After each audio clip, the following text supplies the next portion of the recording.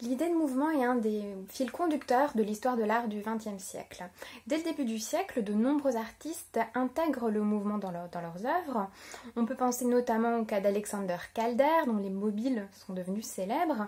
Mais avant lui, c'est le cas de Marcel Duchamp, par exemple, qui imagine des œuvres en mouvement, qui jouent avec les perceptions du regardeur. Pour Duchamp, l'œuvre est le résultat d'une rencontre, d'une co-création entre l'artiste qui propose une œuvre et celui qui la regarde.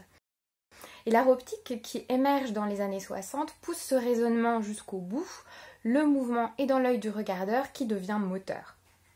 L'art optique, ou op art, est un courant international, mais on peut dire qu'il trouve son origine d'une certaine façon en France, notamment à l'occasion d'une exposition fondatrice qui s'intitule Le Mouvement et qui est organisée dans une galerie parisienne, la galerie Denise René, sur une idée de Victor Vasarely. Partant de là, les expositions se multiplient, qui témoigne de cet intérêt pour le mouvement, qu'il soit réel ou qu'il soit une illusion dans l'œil du spectateur. Encore récemment, on a vu des expositions en France notamment, l'œil moteur à Strasbourg en 2005 ou Dynamo au Grand Palais en 2013. Op art really emerged in America in the spring of 1965, which is when the Museum of Modern Art in New York and the Albright Knox Art Gallery in Buffalo simultaneously hosted major surveys of this new movement that would go on to have a profound influence on American culture. At the Albright Knox, the exhibition Art Today, Kinetic and Optic featured an international roster of artists, including painters such as Richard Aniszkiewicz and Tadasuke Kuwayama, and sculptors such as Len Lai and Nicolas Schofer. If you look back at our archival photos, you can see that the opening for the show was completely mobbed, with people queuing up outside the building just to get in. Today, the Albright Knox remains dedicated to op art as a key part of the story of 20th century abstraction that is at the heart of our collection.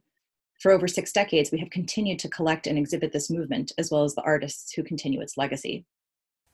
La collection d'œuvres abstraites du Musée d'Art de Nantes comporte également de nombreuses œuvres d'art optique, on pense à Jesus Rafael Soto ou à Vera Molnar.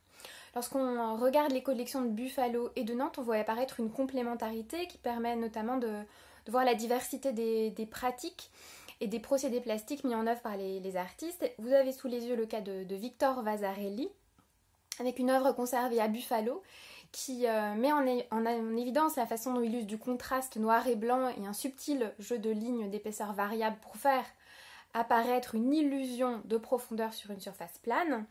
Et une œuvre conservée à Nantes qui, elle, joue au contraire ou de façon complémentaire des couleurs vives et sombres, de la forme dans laquelle ces couleurs s'inscrivent et surtout de la façon dont il a disposé ces couleurs sur la surface, pour faire apparaître dans notre regard un volume qui évoque un cube. Another artist who has been associated with op art and whose work you'll find in both of our collections is the Argentinian Julio Leparc, who in the 1960s was living in Paris and was a key member of a group called Grave.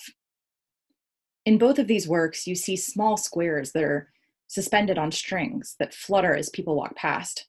In this way, Leparc takes the perfect, ideal, abstract grid of modernism and opens it up to the outside world, making the viewer and the act of perception part of the work. There's something that feels very contemporary about this work, and arguably, op art still influences contemporary art. For example, if you look at the work of Leo Villarreal, who's known for working with digital technologies, you'll see geometric compositions of bright lights that flash in patterns against dark backgrounds. In fact, so much of today's media art reminds us of op art, which is known for its machine-like precision and the way that it seems to change while you look at it. In other words, it's kind of time-based. And in fact, op art was associated with not only psychedelia, but also new technologies in the 1960s. Le Musée d'Art de Nantes et l'Albright Knox de Buffalo sont membres de Frame, une organisation qui lie aujourd'hui plus de 30 musées français et nord-américains.